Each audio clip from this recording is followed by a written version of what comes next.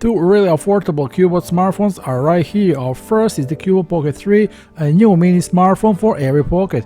With the Pocket 3, Cubot offers a very compact smartphone. The model is able to convince with its visual design and has sufficient equipment for basic requirements.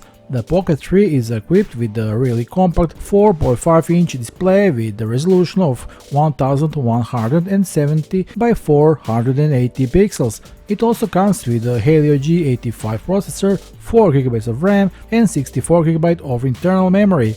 3000 mAh battery is installed in the Cubot Pocket 3, which weighs only 135 grams. A 5G modem is not available, but connections to the LTE network is possible with two SIM cards. A main camera with a resolution of 20 megapixels, the front camera has a resolution of 5 megapixels. The back of the smartphone has a special texture that should also add a nice visual accent. Android version 12 OS is of course present, as well as all Google services. The next model is the new Cubot Note 30. It can boast a very simple and elegant design. It will be available in two colors and of course it will be very affordable. The screen is IPS 6.52 inches with a brightness of 450 nits.